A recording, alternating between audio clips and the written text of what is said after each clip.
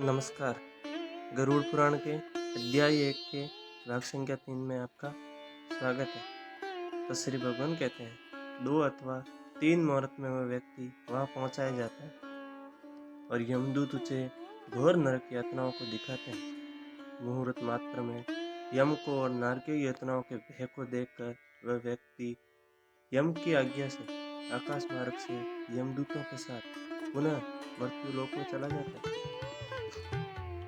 यमलोक में आकर अनादि वासनाओं से बद्ध हुआ जीव देह में प्रविष्ट होने की इच्छा रखता है, किंतु यमदूतों द्वारा पकड़कर पाश में बांध कर दिए जाने से भूख और प्यास से अत्यंत पीड़ित होकर रोता है।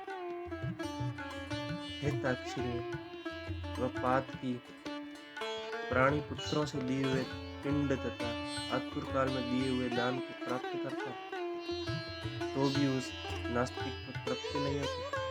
पुत्रादि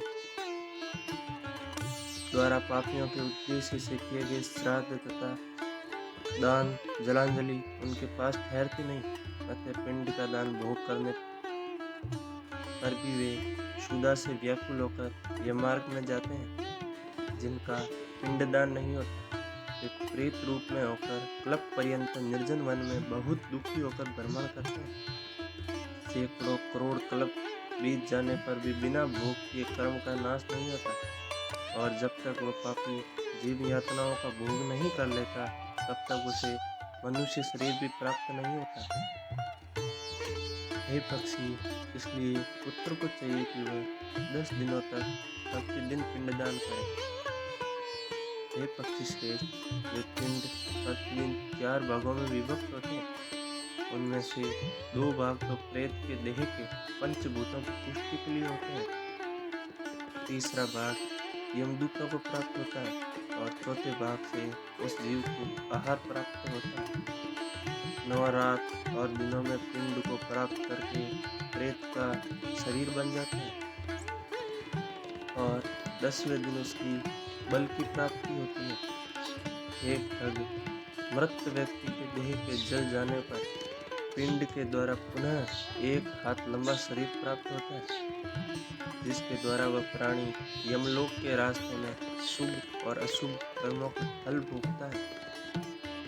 पहले दिन जो पिंड दिया जाता है उससे उसका सिर बनता है, दूसरे दिन पिंड से गर्दन और कंधे तथा तीसरे पिंड से हृदय बनता है, चौथे पिंड से पीठ, 5वें से नाभि तथा 7वें पिंड से क्रमशः कमर और गुप्तांग उत्पन्न होते हैं।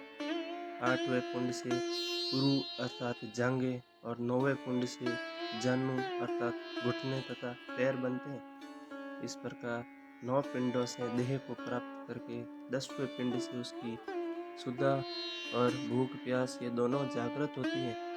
उस पिंड शरीर को प्राप्त करके भूख और प्यास से पीड़ित जीव 11वें तथा 12वें 2 दिन भोजन करता है।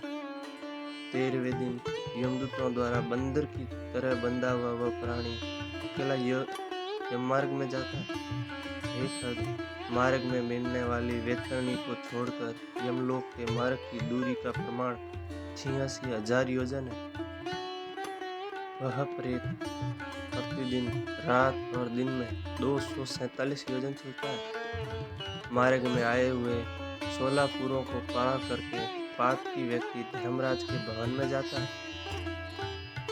वो 16 पुर क्रमशः इस प्रकार है: सौम्यपुर, शौरीपुर, नगेंद्र भवन, गंधर्वपुर, शैलागन, क्रौंचपुर, पूर्वपुर, विचित्र भवन, बृहदपुर, सित्ताड्यापुर तथा बाहुभीतिपुर को पार करके इन सब के आगे यमपुरी में धर्मराज का भवन स्थित है।